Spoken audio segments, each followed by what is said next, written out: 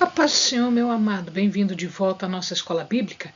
Nós estamos estudando o Evangelho de Lucas. Então pega a sua Bíblia, pega o seu caderno de estudos, ora ao Senhor, pede a Ele discernimento, entendimento, conhecimento, sabedoria, pede a Ele proteção para que nós possamos desvendar dos seus mistérios.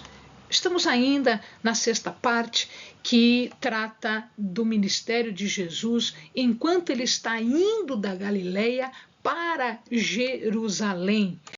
E aqui nós vamos dar início então a mais uma parte quando Jesus continua os seus discursos, daquela parte que nós paramos no vídeo anterior, falando sobre a luz, sobre a parábola da candeia.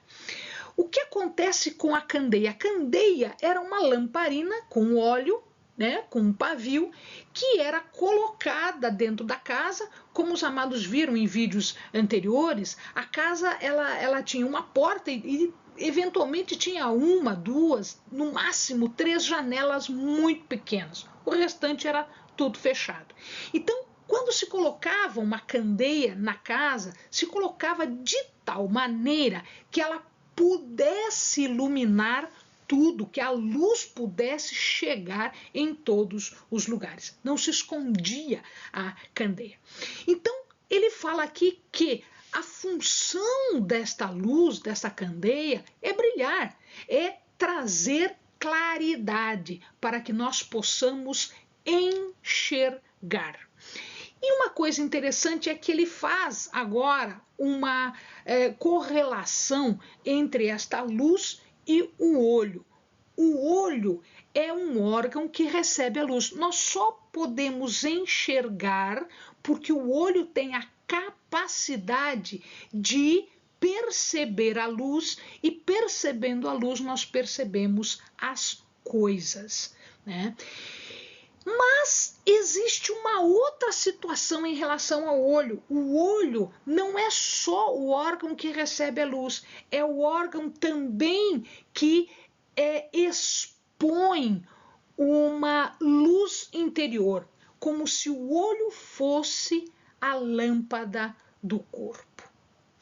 E então Jesus faz agora essa comparação. Olha que coisa interessante. Nós não só enxergamos a luz pelo olho, como nós também transmitimos luz interna pelo olho. Ou seja, o olho é a nossa lâmpada. E ele fala que quando o olho é mau, então o homem inteiro é corrompido. Por quê? Porque ele está aparecendo uma luz que não é luz. Uma luz que é, na verdade, trevas. Não tem luz para mostrar. Existe trevas. O homem, ele pode ser resplandecente, ele pode ser luminoso. E quando os seus olhos são luminosos, o corpo inteiro é luminoso, de tal forma que se transmite a luz interior através do olhar. Então, o olho, ele pode se fixar naquilo que é propósito, naquilo que é bom, ou então naquilo que é ruim. Desta forma, nós podemos ver que existem 2 tipos de pessoas. Quando o homem inteiro é cheio de luz, o seu olhar é luminoso, ele é luminoso. Quando o homem inteiro é trevas, não tem luz para mostrar e, portanto, ele é cheio de trevas. O que existe aqui é algo tenebroso. Não é um homem luminoso, é um homem tenebroso. É isso, esta lição que Jesus está ensinando aqui. Nesse meio tempo, um outro fariseu convida Jesus a ir cear com ele, a ir comer na casa dele. E Jesus não se fazia de rogado, ele ia porque ele tinha coisas para ensinar, ele queria buscar as pessoas. E ele foi. Quando ele foi, ele simplesmente chega, senta e ele não faz aquilo que é uma regra cerimonial de purificação anterior à ceia, anterior à janta. Então, Jesus deixa de se lavar, ele não se lava e ele senta para comer. E o fariseu se admira, ele acha aquilo errado, ele acha aquilo que não é correto, é uma falta cerimonial grande. Limpar-se, lavar-se é uma regra de pureza cerimonial. Tanto é que eles estabeleciam quanto de água se utilizava para lavar a mão, de que jeito a água era deitada sobre as mãos para serem lavados. Na verdade, eles estavam preocupados com o exterior, eles estavam preocupados com aquilo que era visível, com aquilo que era demonstrável através de um cerimonial vazio, um cerimonial sem sentido, tá? Porque eles não refletiam os mandamentos do Senhor. Né? Eles se preocupavam com o que era exterior, mas Jesus se preocupava com o que era interior, aquilo que a pessoa é. Portanto, Jesus falava das coisas interiores, contrastando, conflitando com as exteriores. Jesus discerniu esse espanto e ressaltou que o mais importante era o interior e não o exterior, porque as regras estavam se preocupando com aquilo que era visível, quando na verdade elas deveriam se preocupar com aquilo que era invisível, que era interior. Jesus explica que os homens devem se preocupar com o que é dado aos pobres. Tá? Ele fala da importância disso, desse interior correto. Quando nós damos aos necessitados, nós nos limpamos. Há limpeza, há valor quando o interior é demonstrado através do auxílio aos vulneráveis, aos necessitados. O nosso coração é que deve ser mantido puro, mantido limpo. E isso se dá através dos nossos atos de amor e de caridade. E tudo isso que nós fazemos nos mantém limpos. Quando alguém dá do seu coração, tudo é limpo. Nenhum derramamento pode contrabalançar o interior errado. Então você pode lavar as mãos o quanto você quiser, porque o teu coração continua impuro. Era isso que Jesus estava explicando para este fariseu. Então, Jesus começa a falar uma série de ais. Ai é um lamento. Ai é um lamento. Não é uma ameaça, não é um julgamento, mas é um lamento. Ele está triste por causa dos fariseus.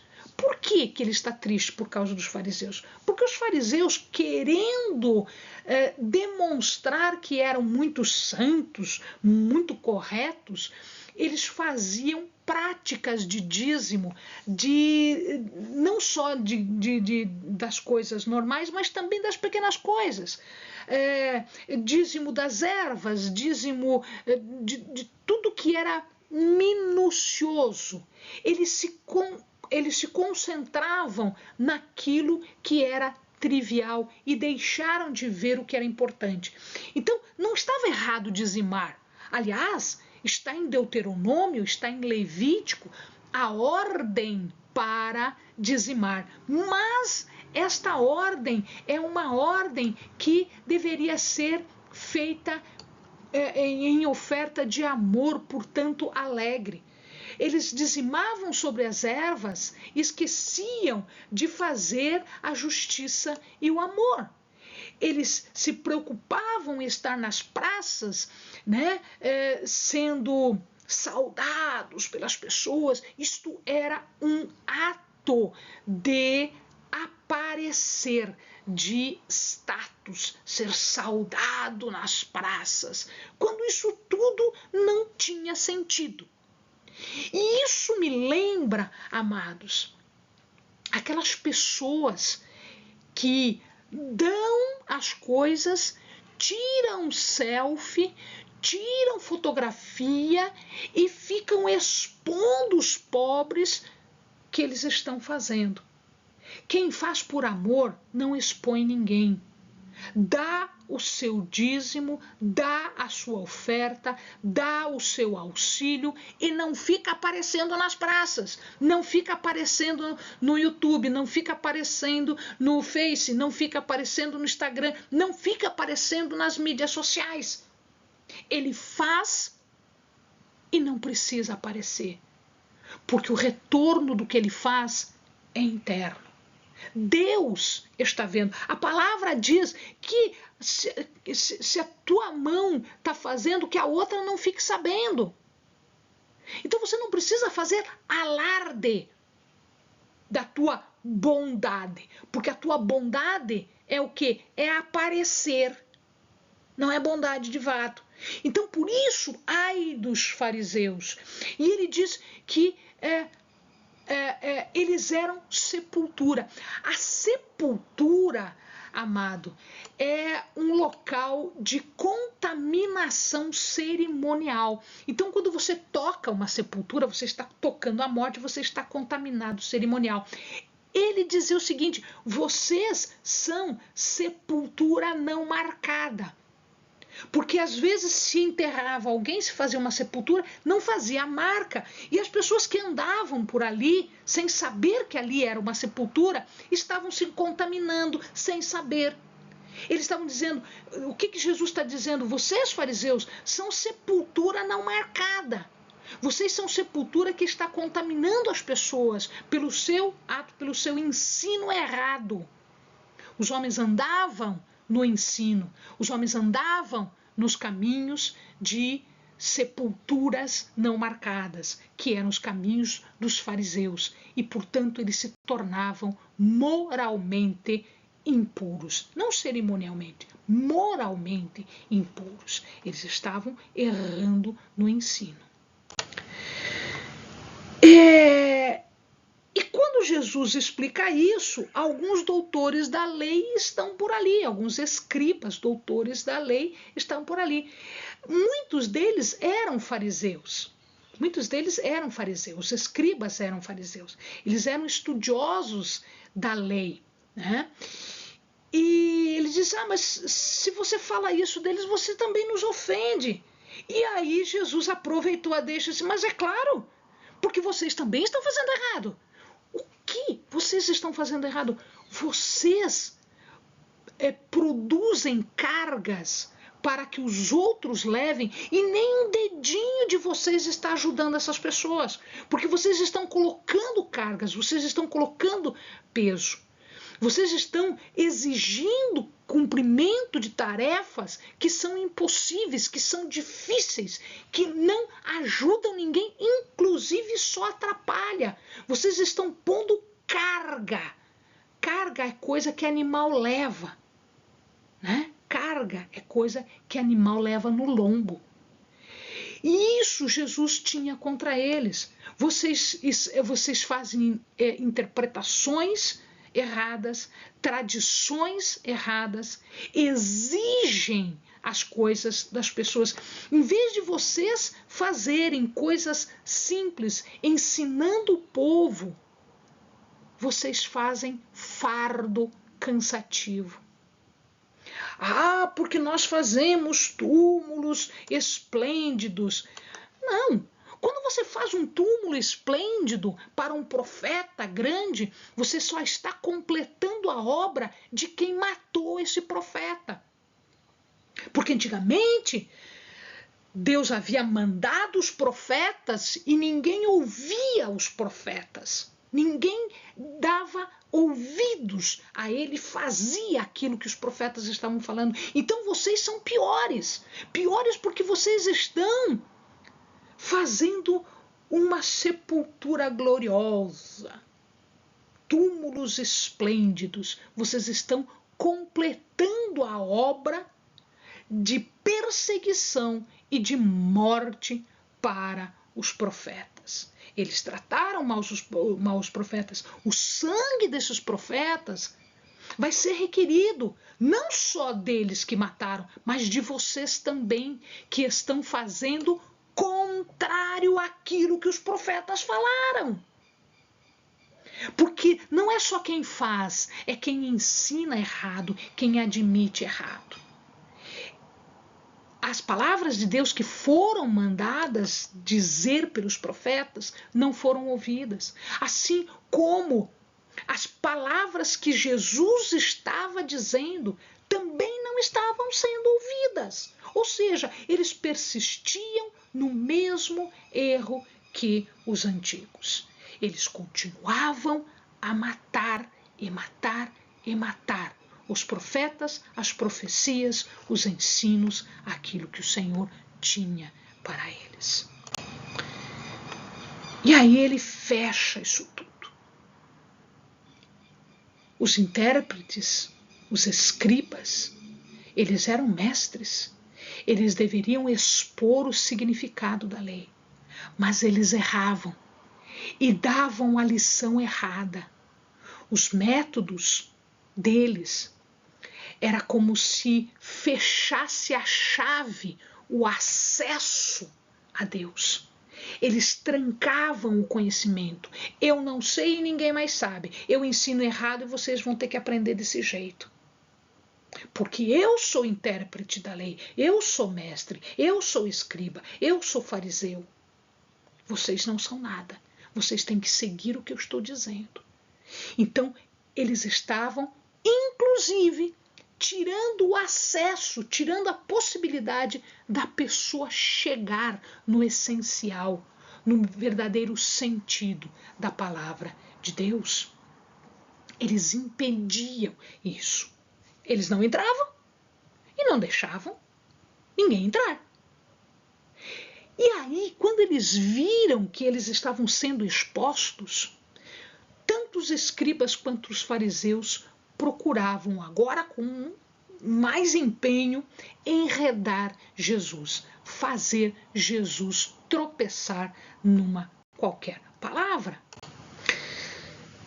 E aí Jesus fala aos seus, quando ele traz os seus para si, ele ensina, cuidado com o fermento dos fariseus. O que é um fermento? Quando eu estou fazendo um bolo, quando eu estou fazendo um pão, quando eu estou fazendo uma massa qualquer, eu coloco lá farinha, né, trigo, etc e tal, mas assim, a quantidade de farinha que eu ponho e a quantidade de fermento é muito diferente.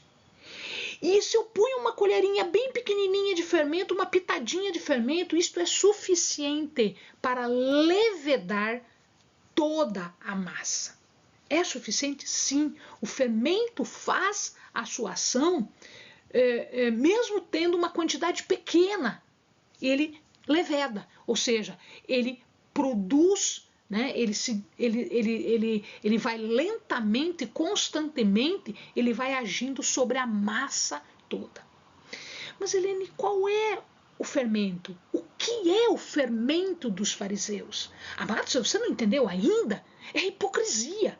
O que é essa hipocrisia?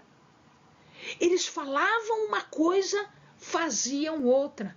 Eles ensinavam errado, eles interpretavam errado e eles se diziam os mais puros, os mais sagrados, os mais limpos. Todo mundo era pecador para eles, menos eles, que eram os maiores pecadores, que pervertiam toda a lei, que pervertiam todo o ensino amoroso de Deus. Nada, diz o Senhor, que está encoberto, que foi sussurrado nos quartos, vai ficar oculto, porque este segredo, ele vai ser gritado de cima das casas, naquela laje que tinha a casa, que era para todo mundo ouvir. Todo cochicho será proclamado nos eirados da casa. Tudo vai ser exposto. Jesus veio para expor o fermento, a hipocrisia do ensino daquela época e trazer o verdadeiro ensino, a verdadeira interpretação, o verdadeiro sentido de tudo aquilo que Deus havia dado aos homens desde o Gênesis, passando por Levítico, Deuteronômio, Êxodo, Números, todos os livros proféticos, históricos, tudo até agora. Amém, amados? Bons estudos.